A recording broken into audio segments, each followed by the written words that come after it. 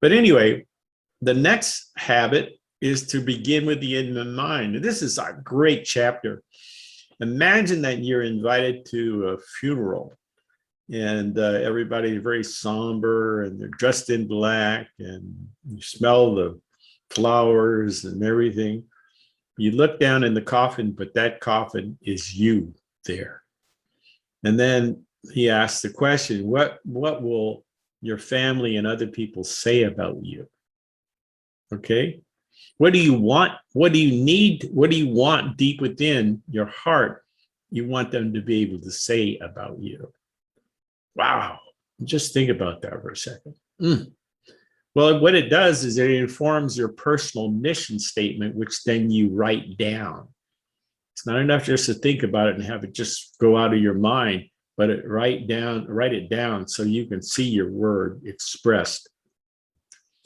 And the way I think about things is in the terms of a story within that I'm being called to tell from within.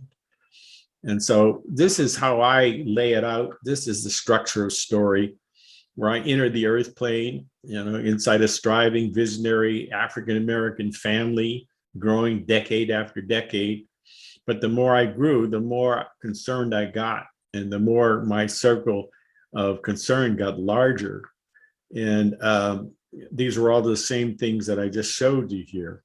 But things change when you listen to this divine voice within that continually has guiding me and is having me navigate my life to a point where I arrive at a pivotal turning point by rediscovering this book, which just kind of brings a lot of it together. And so now I'm starting to experience daily private victory from the inside out by recognizing and aligning with these principles, shifting my paradigm and understanding and living the 7 habits and expanding my circle of influence. And I'm doing this YouTube to do that. So instead of being just private, I'm sharing this with you, which you can then think about yourself. So it's about expanding this is my personal mission statement, and that has roles. And so what I've broken it down to is one of the roles is as an individual developing myself personally. So my goal is to confer on a daily basis with my private partner to achieve private victory by these habits of being proactive and all of that, habits 1, 2, and 3, resulting in independence financially, where I don't have to count on anybody else. Then I move to achieve public victory by mastering these habits 4 and 5 and 6 and 7, resulting in interdependence that helps humanity and our planet. And these are some of the tools and resources. The wing tool is my mind, body, and spirit. But then all of these other tools, technology stuff and all of that, and the roles I intend to fill. So that's one role, but I'm a husband and a father. I'm a CEO and a CLO. Then I'm an author, where I have a book inside of me, several of them, but I need to really put more time into that and to kind of use my resources in a cool way. I'm also a wannabe musician. I have a keyboard, electric piano, and I want to learn my scales and all that. So you got it. And as an artist, I come from a very artistic family. So I need to sketch something. You need to paint something inside a tilt brush, which is a 3D program. And to visit Seattle Pottery Supply, one of my old clients, where I did their website and their massive catalog, and maybe check out ceramic studios and start producing sculpture and pottery again. Wow. I need to set aside some time to do that. And so what that then does is get me into a Quadrant 2 planner. This is a really amazing book because he really goes through 3 levels of life management and time management.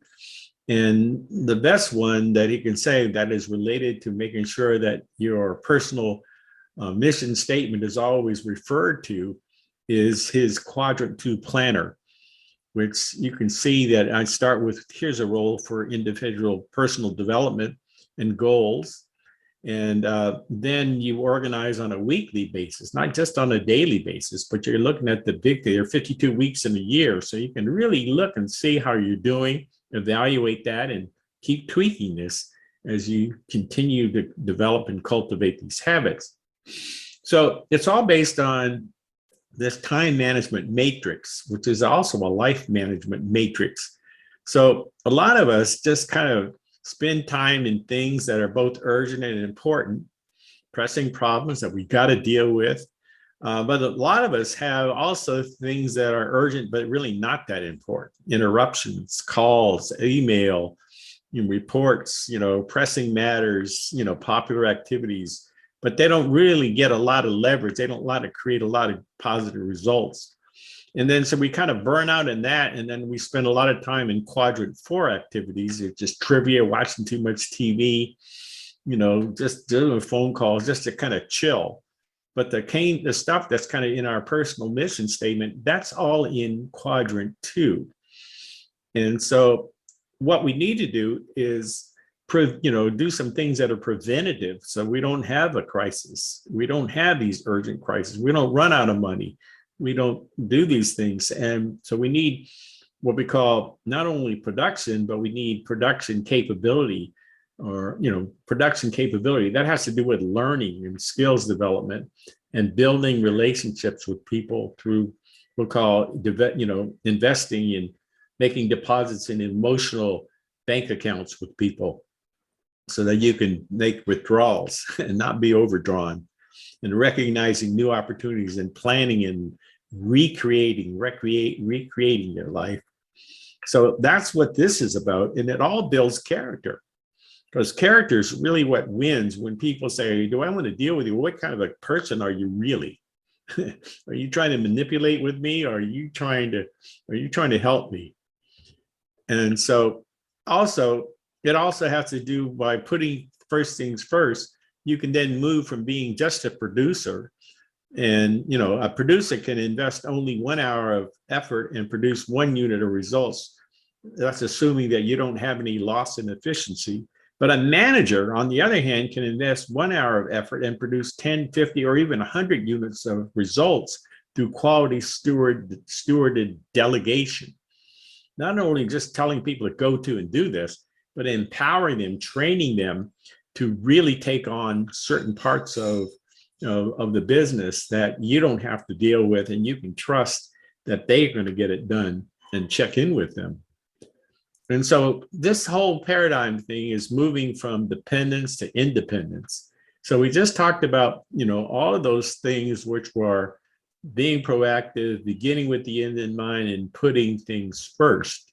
And then you become independent. But independent is not enough. You got to work with people. No man is an island. No woman is an island. You've got to work with other people in a good way. And this is a very diverse world. They're not all likely to be exactly like you. Thank you for watching part 2 of our 4-part series. Now on to part 3. And be sure to use our convenient navigation menu in our description. Here we go.